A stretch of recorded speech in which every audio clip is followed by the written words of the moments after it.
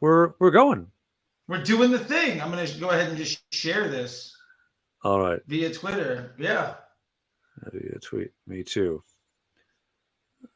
And then Um, also in this, you should be able to see on the side if we get any comments or anything yep.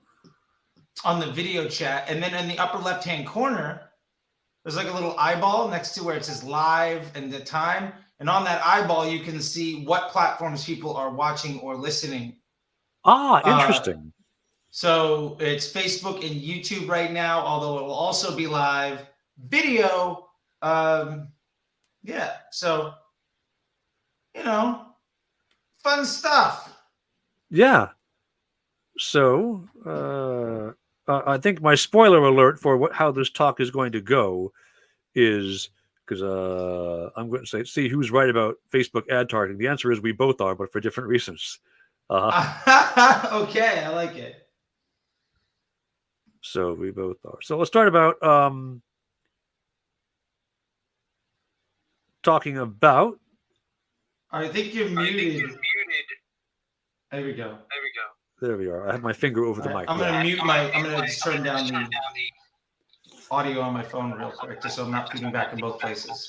Oh yeah. And Good then when we point. get people coming in, I can turn that back up. Exactly. Cool. Alrighty. So we're in Look the at this. We're already show. getting questions via YouTube too, so this is great. And we will Awesome. get to it. Is the We'll king? get to it. Is the long live the king? Long with the king. So I think the first question Oh, you should unmute yourself on the Twitter space. I am. Oh, there you go. The There first we go. question.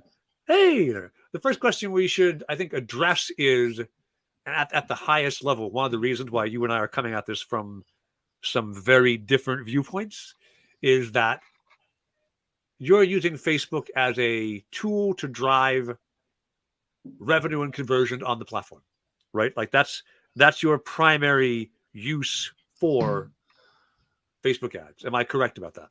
I would say yes. However, the better way that I would phrase it is I'm using Facebook to amplify existing business models by driving a higher volume of consistent quality or improving quality traffic into a profitable customer journey acquisition system. That is the very long-winded way of saying it. Basically, yes, but I look at growth and acquisition marketing as the acquisition of profitable customer journeys. And generally, I use Facebook ads and other paid media to acquire a higher volume of people into those journeys. So I would consider myself a farmer more than a hunter. Okay. Interesting. A farmer more than a hunter. So I consider myself more of a researcher than either. And Okay. I think that fundamental big difference in how we're using the platform explains part of why I keep saying yes, but as you're going only broad, only broad. And so uh, if you're in your early stages of business, is who I deal with mostly. And a lot of the questions you end up asking are, how do I find customers? What is my customer? Who should I be selling to? And that, if you let Facebook answer it for you, Facebook will tell you kind of blankly, this ad made this much money. Who was it served to? You can kind of, if you're quite advanced in your knowledge of Facebook, you can go diving in and using both looking at ad sets and breakdowns to begin to understand more about, hey, this ad served to these people in this gender and age demo. And you can kind of extract some of the knowledge around who this targeting worked for. But you really can't see if I want to export knowledge from Facebook on what audience cared the most about what my ad had to say so that I know what events do I attend in the real world? What on Google search, how might I wish to write my ads to persuade a particular audience? Or how might I want to do in audience testing or buy a newsletter subscription and subsidize somebody to run ads in a newsletter, right? All this information you can't really extract from Facebook on broad. Yeah, I would agree. that the lack of the identification of that psychographic or demographic information does present that issue. However, knowing that every ad effectively creates its own audience based around how people engage with it, like every ad understands who responds positively and negatively to it. Therefore, every ad goes and finds other people. Like if your ad gets shown to 1,000 people and 500 people love you forever, and the other 500 people will burn you at the stake if they ever see you again. The next 1,000 impressions, that audience is going to look a lot like the 500 people that loved you. And that compounding interest of an ad building its own lookalike audience will let you know that the ads you're using, you can identify the ads that are ultimately earning spend and contributing at a contributing to the delivery of a desirable CPA. Those are the ads that ultimately your messaging is most effective with. And so I would say the way that I could do that market research isn't necessarily in trying to discover what audiences work, but more what messaging appeals, and from that messaging, effectively infer the audiences that I'm using. And I also say that because I have a general mistrust around the accuracy of psychographic and demographic details that we see in behaviors of interest groups, primarily because there is no development team at Facebook that is updating that software, and there hasn't been for many years. Yeah, so it is like it is 5-year-old tech. agree. Yeah, that's fair. Interesting. I do see we have Joshua here hanging out. If we want to, let me see here. Can I guess ask, hey, Joshua, if you want to ask any questions, you should be able to just flag with, I think you can ask to speak, and I will be happy to give you a chance to ask us questions. We'll figure out how to make all the tech work. We're also streaming this live to Facebook and YouTube, so this is a complex, multi-headed hydra. But yeah, I think the video, you take Twitter, and we'll divide and conquer. We'll roll with that. I think one thing that I wanted to pull out from that is, so audience groups are definitely a bit of an aged, creaky device, or audience interest, I should say, aged, creaky device in Facebook. And that does add a certain level of suspicion to how accurately they target. That said, I have, over the last decade, had quite compelling results by using Facebook to relatively inexpensively answer the question of who cares about my product and what language persuades them. So, like, broadly speaking, and I mean, you're definitely a Facebook expert here too. Average click-through rate, which is usually a bad measure, right? Usually you shouldn't care about your click-through rates. You care about bottom-of-funnel conversion. But change how you think about Facebook for a moment. And if you don't have it as a system to drive revenue right now, but if instead you say, I have 3 billion people on this platform, and I can ask them all questions, and every ad that I run, once I segment it into an audience that I've controlled up front, I can now say, like for one client right now I'm doing, if I run identical ads to 20-year-olds and 40-year-olds who have an interest in a particular space, given that the interest targeting is wonky, I can see and can replicate a difference in the activation rates on ads for people in this space.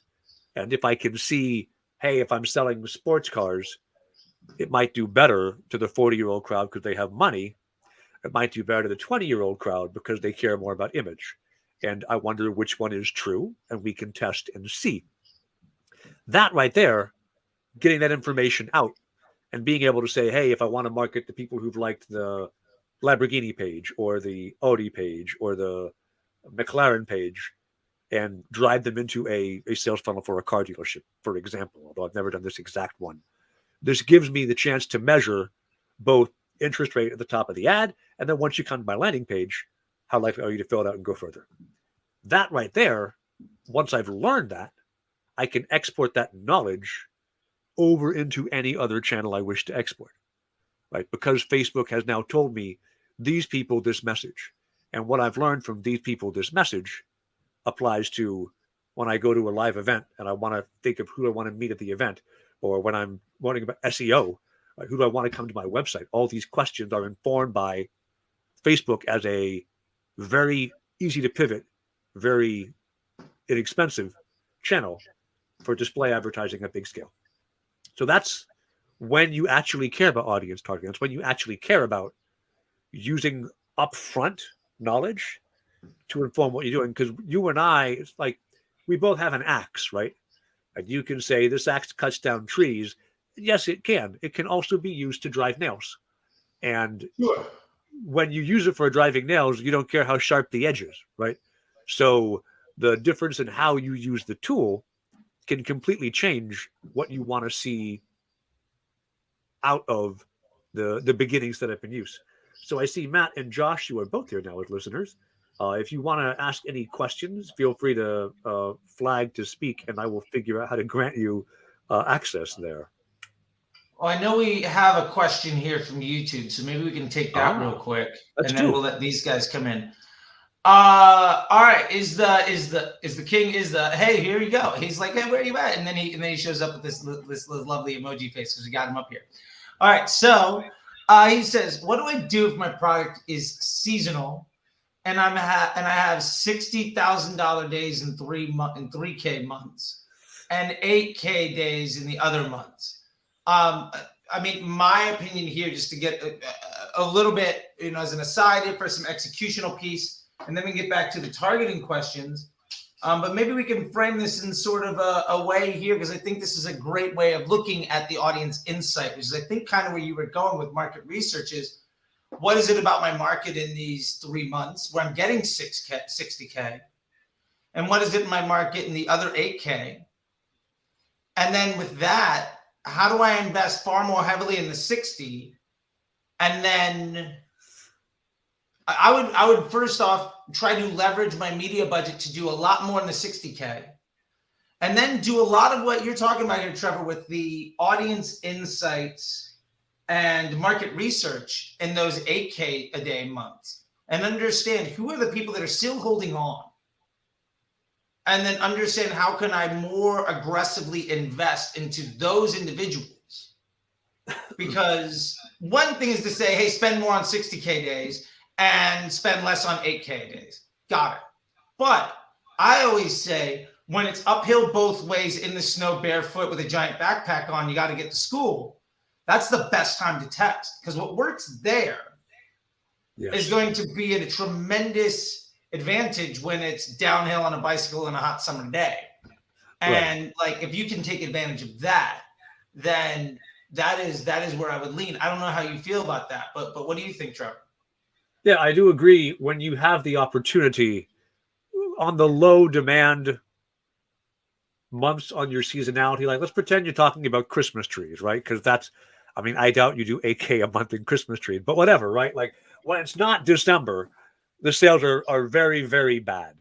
And also, though, nobody else is bidding, right? So that's the time when you can learn for cheap. Likewise, if you're selling, I don't know, Canada Goose winter coats, right?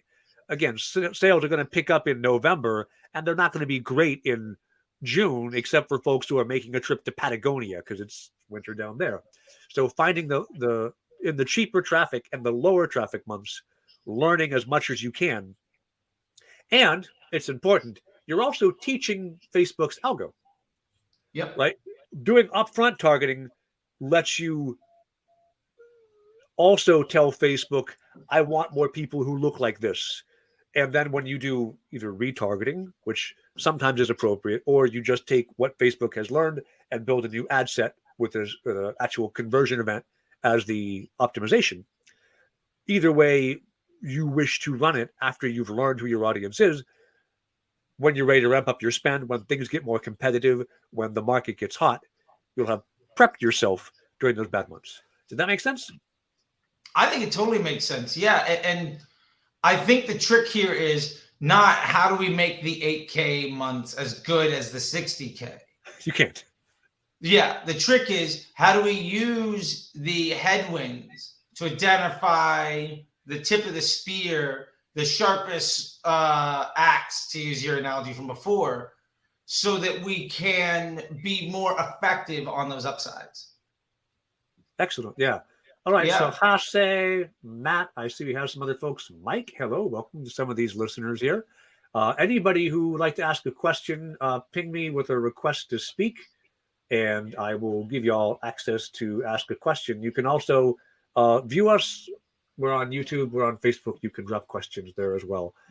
Charlie, you might want to drop the link to the StreamYard video in Twitter so folks can join. Okay, I'll do that. Do that right now. All right. Well, but yes, yeah. While Charlie is there you go. We have another question coming here from Elvis. I'll take a gander at it while you go share links.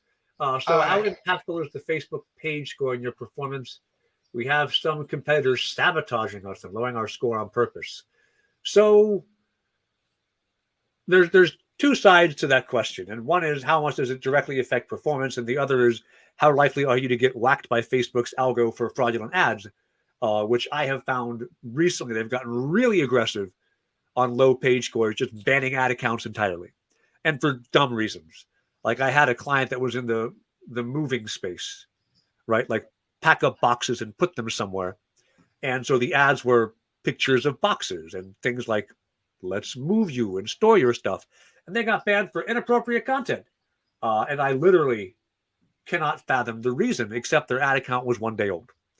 And so their score was so low that the algo saw one negative like rating on the post and went, bloop, you're done, right? Like that's one side of it. In my experience, the overall page score, provided you have a high enough score to not get instantly binned, doesn't have a tremendous effect on the ads. Very early on, it may affect your CPMs, but if your ads work well, Facebook wants to serve ads that do well. And if your ads are driving the action that you pay Facebook for, they will continue to serve those ads and bid more and more competitively as time goes by. What have you noticed, Charlie?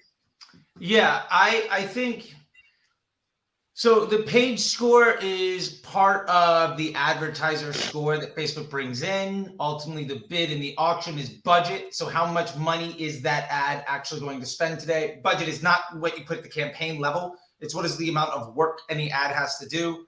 Remember that every ad, I'm going to draw this out on a sheet of paper. So forgive me for those that are not watching, but I'm going to try to explain this as best I can. All right. Every ad, so the example here, we have an ad that is in the middle of a circle, a dot in the middle of a circle. That ad is in the middle of the circle. The further away you get from the center of that circle, the lower the match rate of that ad with having a high estimated action rate with that audience is. You generally have to move further away from the middle of that circle, depending on how much more money that ad has to spend. And as a result, eventually your ad crosses the threshold of that circle into the unknown outside of the lookalike audience. And that's where your estimated action rate depreciates so much that the cost per conversion or whatever it is that you're looking for ultimately becomes too high. That being said, that's part of the equation. The other part of the equation is, so it's budget, estimated action rate, and advertiser score. That page score, what I have found is it really matters in the hyperbole. So if you're if you are at like a 3.8, 4.0, and then you move to like a 4.5, 4.8, you will see a pretty big shift in the CPMs of your advertising. And it's not just the CPMs of your advertising. It also has to do with the placements that you get. Also, the same could be said for if it goes to like a 2.5 or something. Either way. And one thing I think people don't think about is that the placement of an ad on Facebook is tremendously important. And premium placements, what we would classically consider to be above the fold, that is lower cost inventory that is earned. So a brand that is doing, for instance, if you're doing if the estimated action rate and cost of your CPMs is very low, let's say you've got a really engaging ad that's working abroad and you've got a 4.8 page score. Odds are you might be the third piece of content when somebody opens up Instagram. It's like your sister, some brand you love, boom, here's an ad. Now that ad, not only is it far more impactful psychologically on the user with respect to the conversion funnel, but if that ad is something I don't want to see as a user, or is harmful to my, it causes me to consider leaving the app, it's also harmful to Facebook's business model.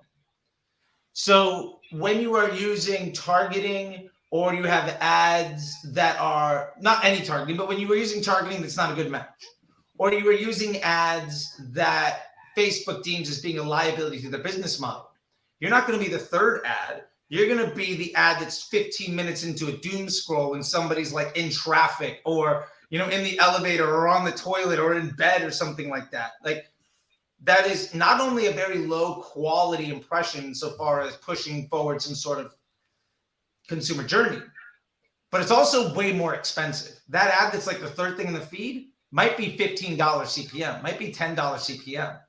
The ad that's 20 minutes into a doom scroll might be $35, $40 CPMs. So my point to that is there's not a big change between like 3.5 and 4.25, but there's a huge change between 2.5 and 4.8. So I wouldn't say that the page itself, that page score, is tremendously important in that like a 3.9 and a 4 is the hugest difference. But I would say that the better that page score is, once you get hyperbolically outside like the bell curve, if you are doing better at that page score than your competition, odds are you are going to, even at broad, retarget bottom of funnel impressions from your competition. Somebody added a cart on Adidas, Nike, and Reebok. When I used to run New Balance, I know that my page score and my broad targeting, because we did a measurement study with it back when advanced matching started. My first impression, about 20% of the time, was somebody that abandoned cart on your pages within the last 24 hours. So that happened because my page score was really good and because my estimated action rate was really high. So I don't think it's the cause, but it is absolutely a piece of the puzzle. And if it's not good, it's going to be a lot harder to get other things going. So it won't get you started, but it can get you. It won't get you from standing still to a crawl, but it can get you from a walk to a run, if that makes sense. That makes sense. I do. I like that. That's well put together. I like Josh's question here. He just asked, I'm for interest targeting, Charlie is for broad. What would you guys argue if you were to switch places? So I actually very much like broad once you know what the hell you're doing. Once you've, in two ways. One, once you've trained the algo with, you sent directed traffic to your page, you got the conversion events you wanted, everything works now the way it should because you were pre-selecting your audience up front. Now when you go broad, Facebook already knows who you want. And then I find the algo learns faster and you get less weirdness where like you want to level the algo up slowly and spend, right? But if you've already put 10K into pre-targeted audiences, when you move over to a broad reach, you can ramp up way faster. Now you know it works and Facebook does too. So that's when I like broad, is once you're ready to stop going, who do I sell to? And instead you're ready to say, I want to make some money. Sure. Yeah, I would agree. If you are ready to scale up your investment, broad is phenomenal. My pushback there would be, I would also say broad is tremendously helpful when trying to figure out who to market to. Because if you are building ads and then doing an audience test, you're not actually saying, who does my brand appeal to? You're saying when I've taken a guess at what people want to see with my content, who does that guess actually appeal to? So when I have already narrowed down 90% of when I've already focused down to 5% of my available choice because I've decided a headline, I've decided a creative, I've decided a copy. Who does that appeal to? So if I can solve for 5% of the problem, that's great. But when I now want to scale it, I have no idea if that ad worked because it was the ad, because it was the audience, because I got lucky in the first few days. What if I have multiple interest groups and it was actually that was the fourth impression that somebody saw after clicking 3 other places, and that audience being a retargeting impression, 10 days into a customer journey was the actual thing that was lucky enough today because somebody else did some marketing on my in my vertical or niche that got me the sale. So for me, like what I teach in the Facebook Ads MBA program and over at Disruptor School with everybody, with all the other programs that I have, is I do the targeting, I do the testing at broad to figure out the messaging that I'm best at delivering. And then letting that messaging collate its own audience, and then deciding, do I want to get better at crafting that message to get new conversions? Or do I want to find a different message so that circle that I defined before with an ad in the middle? Can I get a couple of circles that might form this elaborate Venn diagram? And then Facebook can find the folks that are in one circle or 2 or 3 or 4. And I'm not spending nearly as much money for folks that are outside of that circle. And I'm not limiting the people that might want to actually see my content because I've decided to use some predetermined audience parameters from tech that hasn't been supported in 5 years that cost me extra to see if my guess on my ad is actually a scalable solution. So what I will say is this. I think broad is great when you're ready to scale up. I also like broad to do that market research. I'll also the problem is then you can't export what you've learned, right? Facebook will let you optimize in network and will do a great job of optimizing even broad, but it won't let you know what that optimization was. And that's why if you want to take your knowledge out of Facebook and not just spend, I get why Facebook does this, right? If they lock in a super good audience and don't tell you who it is, you're stuck spending money on Facebook. Good for them. But if I want to learn an audience and then use it elsewhere in my business, my only option is to say I have to use this tool in an unexpected manner to deliver the results I want to see. I guess so. I guess my pushback to that would be, if I'm running 5 different concepts, say I've got a car dealership, sure, and I want to sell cars, I could have an ad that is, I've got the safest minivan, and I've got the fastest sports car, and I've got the cheapest sedan. Now, based on that, when I start selling minivans, I'm gonna have a pretty good understanding of, okay, safest minivan, good idea. If I now start talking about the price of the minivan or the quality of it, the experience, and I can improve that sales pitch, I'm starting to understand more and more of who the consumer is for my minivan. And I can understand which sales pitch does best for me. You are understanding what sales pitch does best, but what you're not learning is maybe minivans do really well in in families, right? But what type of family? Do they do better in families where the parents are 40 or 30? Because that may change how you do all the rest of your marketing mix, right? Yeah, but could I not take a look at the demographic breakdowns of my delivery for that point of age, gender, and location? For age, gender, and location, fair enough. But for anything else, you can't, right? If I want to know, hey, if you buy a minivan, could I advertise on TV with young Sheldon, right? Like, would that be a good place to run ads? Because it's broadly in my demo as people who have this interest. If I can see, yes, it is, then I've exported knowledge from Facebook. Whereas Facebook might be quietly knowing, oh yeah, young Sheldon watchers, they love the minivans for whatever reason. And then Facebook will know to target that, but Facebook won't tell me unless I pre-select and then find it out the hard way. Well, let's play devil's advocate here, because I used to do a lot of television. I used to run CBS of their Facebook stuff like 10 years ago, and we'd have like $1 million a day budget. And what we would do is we would test for the ads and see what ads worked best. Then what I would do is, and there are people still doing that this year today. So whenever you're like an interest group, the cost just spikes one day. Understand that there's like 100 people like me dropping $1 million on top of you just to learn. Yeah. What I would do is I'd take that $1 million and I would run that ad. So I did like the launch of the Stephen Colbert taking over the Late Show, right? And I did like Supergirl and Code Black, like all of these like fun shows. Every now and again, somebody talks about a show, I'm like, oh, I did the premiere. It was fun. But what I would do is I would take that ad that proved to be best, and then I would run it against like 30, 40 interest groups.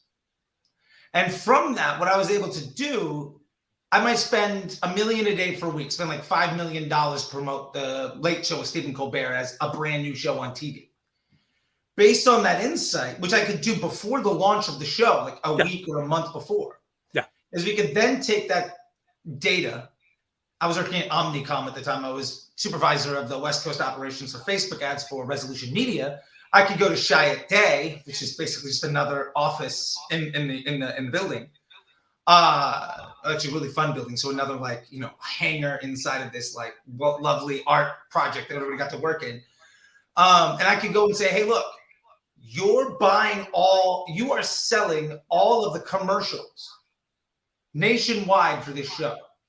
Here is the audience data by interest group for who responded really well. So in that way, we could sell $50 million of ad time for the year based on $5 million of Facebook spend. Yeah, and you needed the interest groups. And you need the interest groups to learn that, which is my point. Yeah. Right. Yeah, on exactly. Facebook, when you want to optimize in Facebook, Facebook is excellent. When you want to optimize out of Facebook, that interest targeting lets you learn and export data out. And that's like the fundamental differences in our approaches. Your approach is right a lot of the time. I do still think, and you've used it yourself the same way, just at bigger budgets than I do, because I work with small companies on purpose. That it's the same thing, right? You learn who cares, and then you can go and use that information anywhere else that seems applicable. Yeah, it's funny. I had somebody over yesterday, and we were putting together a plan for the purpose of privacy concerns. Let's just say a very famous American motorcycle company getting into a fashion line. Okay, that's a very narrow audience. I think I know who we're talking about, but we won't name just it. NDAs. Got to be respectful. I agree. I don't need to name drop, but like that's So our plan was basically what you're talking about in exact reverse, where we found the ads that worked. Then we used the ads that worked and said, this is what people are most receptive to. Now let's find the people who are most receptive to this messaging. Okay. Yes. So that we can then go out of home and broadcast, etc. We had to plan like 7 million, but there's like a 30 million budget. How do we spend that other 23 million? Again, super high level. Obviously, I deal with numbers that a lot of people deal with, but like that is where I'm using that application. Gotcha. The other side of this, though, that I'm interested in your spot, and we're getting Elvis says that was really helpful. Thanks a lot. Thank you, Elvis. Is to bring back up Trevor's thing. I think a lot of people go into Facebook advertising before they know who their market is and before they know what product sells well. Yeah. And generally speaking, my advice to those people is don't. Because Facebook is really expensive. And what I mean by that is the exchange rate on your investment with Facebook versus other forms of growth and acquisition and revenue the exchange rate is far worse than search or what would you recommend? So my point is figure out a way that your business works. Right. Get the profitable customer journey acquisition machine figured out. Yeah. Build your factory. Then get a bunch of work orders. Don't get a bunch. Don't say I'm going to make 10,000 widgets and then try to build the factory and then complain when it doesn't work.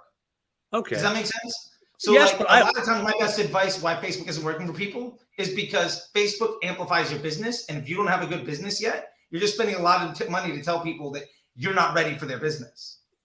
But I both agree and disagree here, because one thing that Facebook is good at. So you mentioned SERPs, you mentioned email, right? So SERPs is quite expensive. SERPs is more expensive than Facebook, and email is slow. Cold email outreach, to do it well, you need 90 days to really get things spun up. What you get with Facebook, I talk about this a lot when I'm mentoring startups. And I am, by the way, we have a bunch of listeners I should also make sure to toss in. If you would like to ask a question, make a request to speak here in the Twitter space, and I will add you in. I have no idea how we'll get the audio into the YouTube channel. I guess I'll hold my phone up really close to the microphone. Yeah, just hold the phone to the mic. I used to do this back in Clubhouse all the time back in the day.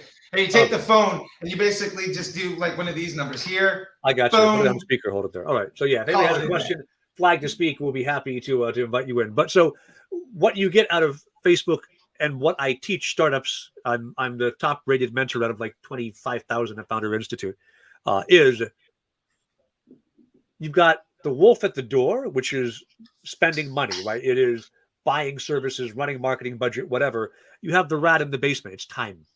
It's spending time. It is losing time and energy and effort because you haven't learned your business yet. And Facebook is when you're running Facebook ads to answer business questions around who's my audience, what do I sell, you're spending money instead of time. And what you can do is in 90 days, you can run, maybe in my case, I usually am running 18 different experiments around audience. At the end of those 90 days, you've answered, what's my funnel? And then you're able to move, right? Now, I agree, it's spendy. It's 50 grand at least to get you there. If you've got the money and you don't have the time, like a lot of my clients, right, and a lot of startups out there in general, you've got 10 people on the payroll and you haven't got your product working yet. Like the product works, you haven't got the funnel to sell working yet. What do? So you can spend 6 months, which is going to be 200K in salary, and maybe answer it. Or you can spend a month or two and get that answer, spend 20, 30K, and then you're ready to actually take what you've learned there and apply on all your other channels. So that's the pushback is, yes, Facebook is expensive in money, but it is one of the most agile in terms of pivoting, and it's one of the fastest in terms of time because your volume is incredible. I have a client last week, I accidentally, because their CPMs were crazy low, I accidentally ran them an experiment with, I think they had a $250,000 impressions on like a $1,000 spend because their CPMs were crazy low.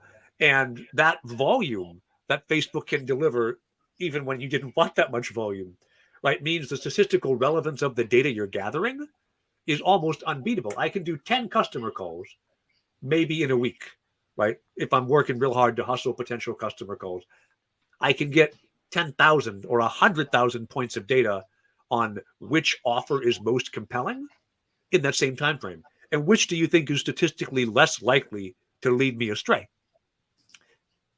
So that's the trade-off there, right? Facebook is spendy, Facebook is fast. Facebook in-app remains, if you're only optimizing conversions in Facebook, remains one of the best channels, even in B2B. I just wrapped up a contract with the client. We were doing a modest spend to your standard. I think it was 10K a month. Hey, look, I know I have large numbers of numbers. Not all of my spend, by the way, is that there's a lot of people that like come to my program. They're spending $50 a day. Right.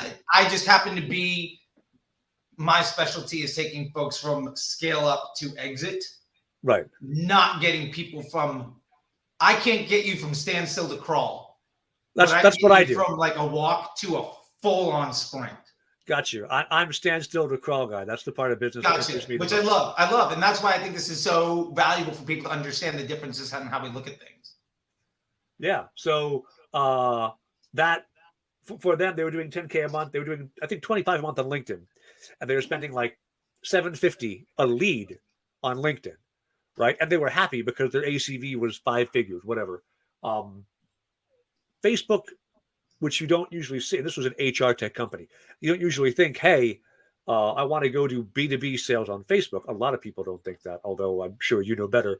We were getting like $80 CPL, so 10% the cost on a 10K a month spend, and then moved over to Pinterest and got even cheaper because HR tech, where do you find 30 to 50-year-old women? Pinterest, CPMs there are even cheaper than Facebook.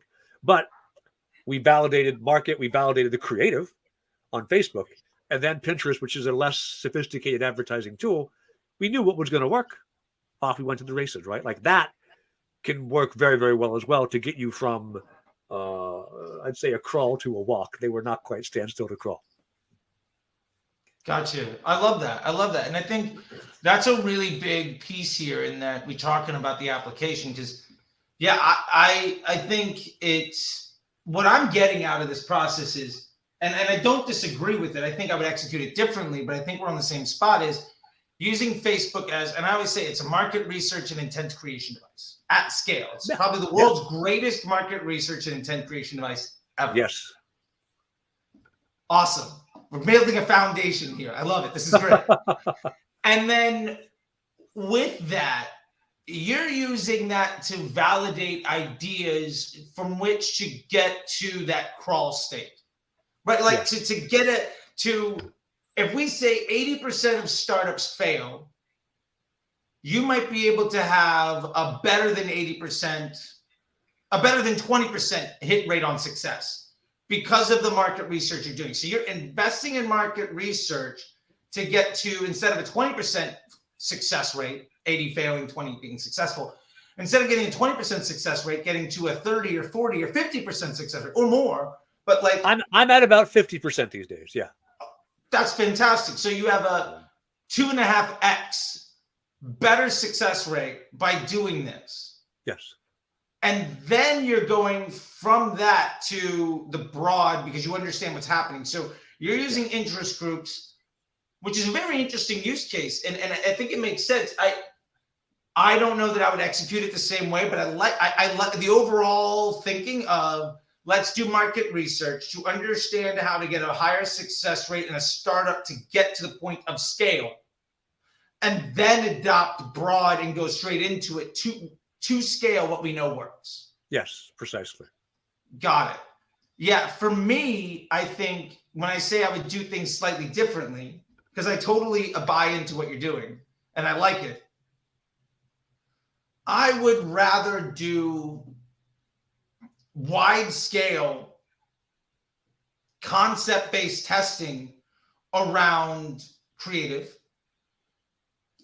specifically so that I can understand what creative concepts work, and from that infer the audiences through like stuff like what Sarah Levinger teaches with consumer psychology and many other great women and men in the space that are using that feedback, that data analysis a lot better than I am. I'm a data person. I cannot infer intent. My brain works a lot differently.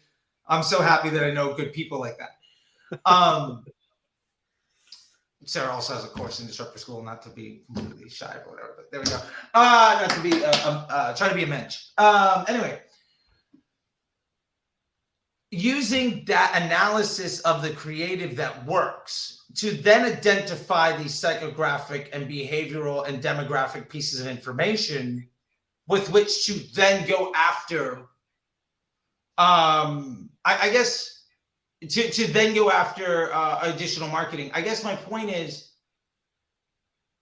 my issue that I have, number one, is I feel like the validity of the data that I'm getting from an interest group, for me, is I know that if I put an ad at broad and it works, I can trust that it works. If I put an ad in an interest group to say that that interest group is effective, I've got a lot of caveats that I have to check off my list. And that's sort of my view to this, if that makes any sense. So that why I'm a little suspicious on that. And then also, yeah, I when I'm talking about the exchange rate or the cost, I'm talking about how much does it cost to make money when you understand how to sell something. You're saying Facebook is far cheaper because in order to understand that on Google is and I agree with you, is phenomenally more expensive because it's an intent monetization platform, Yes. not a market research device. Yes, I agree. That's a great way to put it. I guess the only difference is instead of using targeting to understand who likes my content or who I can sell to, I would rather market test with my sales pitches and lean into what's effective. And then from that, extrapolate out how to marry these wins into other channels if I want to go that far. Because I guess the last point that I realized that completely exists in my head and I didn't say is if we're just starting out to see if we can make a business work and we're doing interest group testing on Facebook to understand our audience. Yeah. With the intent that we're going to take that and go to other platforms. I don't find that most brands need to go more than don't need to leverage that other platform intent until way down the line. And at that point, their brand might evolve, the messaging might evolve, or the interest, the information that you get through business intelligence might already give you that answer anyway. That's fair. Other platforms can include, right? What content do I write and post to Facebook and LinkedIn? What does my website say? How do I do customer onboarding emails? What product do I? I've got a client right now. They're what can I say? They're a very large financial institution in Asia, which is a weird client for me. But they have a brand new startup they launched without the success they wanted to see, and so we're relaunching it, which is why they came to me because they're like, hey, new positioning, and they don't know yet how to prioritize their roadmap.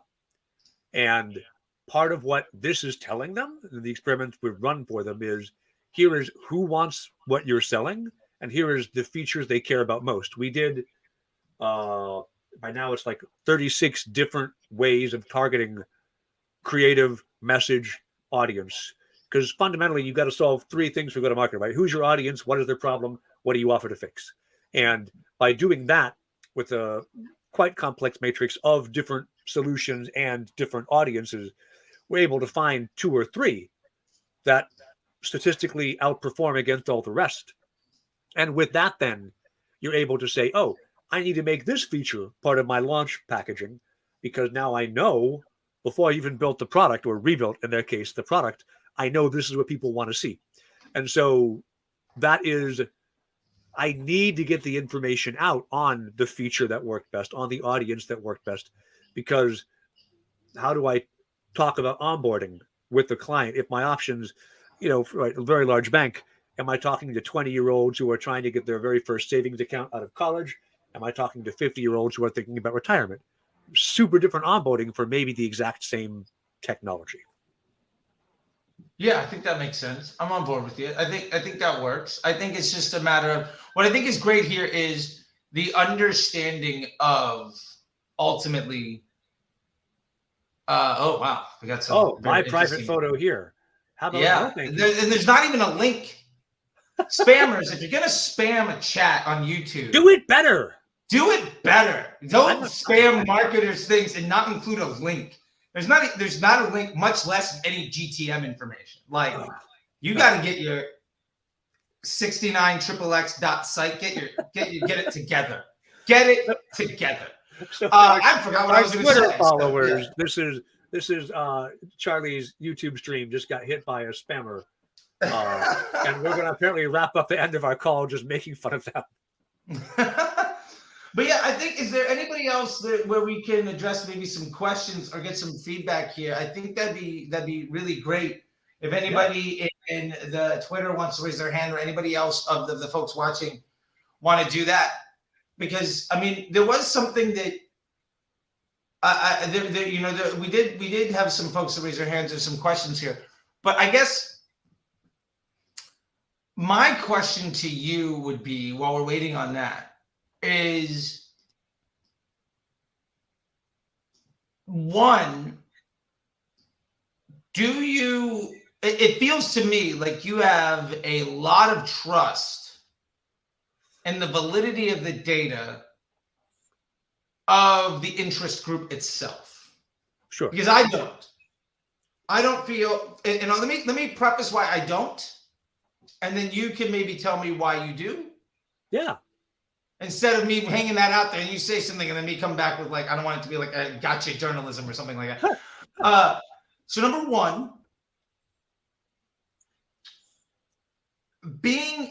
talking about something, so being in an interest group theoretically defines that you've liked a page, you've talked about something, you've been to websites where that metadata is included, your spending behavior according to your taxes and your credit cards includes certain stuff, your location data on your phone, all of that fun stuff. That being said, if we know that we might feel negatively about something and talk about it. True. Like if you go to a restaurant and you have bad service, odds are you're more likely to talk about bad service at a restaurant than above average service at a restaurant. It's either really good or it's anything less than expectation. I still talk about the time that TGI Fridays served me a hamburger with the wax paper still on the cooked meat, right? It's been almost 2 decades. Almost 2 decades. That would theoretically mean, potentially for this use case, you're in the TGI Fridays interest group. Right. So if we know that, let's say half of the people in that interest group theoretically are talking about something negatively. Now, that might be a low or high. I think it really depends on the topic, right? Some topics are far more hyperbolic. You know, cats versus dogs might have a different reaction than a political post or Bass Pro Shop or whatever, right? But let's just throw it out there. 50% of the available audience that is accurately being tracked might feel negatively about something, but they're in the interest group. We also know, based on multiple studies, because the tech hasn't really been updated, the best version of the tech a few years ago, about 1/3 of the people in that audience were there basically just by mistake, like just errors in the tech. Yeah. So if we're going to take 1/3 of the people off the pie, out of the pool, and potentially half of the people in that pool feel negatively about it, we're left with maybe 1/3 of the pool that is positive. Out of that 1/3, we're now trying to target the people within that 1/3 of the group that also have any buying intent. To me, that is such you've taken the available pool of who that ad might want to appeal to, because that ad might appeal to 50 million people, but you're at a fraction of 1/3 of a 30 million person audience, so you're down to like 3. And then it's the conversion rate on that 3 million that you actually happen to reach. Like, you see what I'm saying? Like so for me, that is where my pain point with interest targeting a lot of times stems from. The answer is surprisingly easy, which is I honestly, I only care a little bit about the accuracy of how this audience is being selected. Right? There is some to export this data, I do need some information I can pull from there. But honestly, I care that it works more than I care that it's accurate. Right? If I say, here's my intersection of 8 different audiences, even if I assume 2 of them are wrong, if I've got information on, hey, this is what looked like it works in my Facebook targeting. One, I'm gathering millions of points of data, which automatically levels out a lot of the inaccuracy. When I go through my full set of 18 different experiments for a client, I'm averaging between 2 and 5 million individual data points at the end of that, right? Which means sampling errors have to be really big to cause a substantial problem in this data. And the other thing is, as I am getting this knowledge out, I'm testing it, right, 18 distinct times over the course of 2 or 3 months, I'm also learning enough information that when I then apply it somewhere else, in my onboarding, I can see who the customers who are signing up are, right? I can use Apollo to enrich my lead data and say, oh, everybody who I got isn't who Facebook tells me they are, right? There are many places along the way where you can double check and understand just because Facebook says this doesn't mean it's true. Facebook is, as I think you very intelligently put it, the largest market research tool in the world. With that size comes inaccuracy, and that's okay. All I'm putting together here are a series of bets around who this audience is. And then as I've learned this, I validate this on other channels. And if they work, if they don't work, that is on me, the business owner or the marketer working for the business owner, to solve and say, all right, this was our philosophy, this was our theory, this was the hypothesis, we tested it, we learned this, now we're doing this instead. And that whole funnel, a good marketer always tests, a good marketer always asks. And so even if Facebook tells you this is what works, if your Google Analytics or your CRM tells you something different, you begin to question, right? This has been a really interesting talk. I have a 1 o'clock I have to hop on. I'm sure you have other things to do with your day. I really appreciate it, Charlie.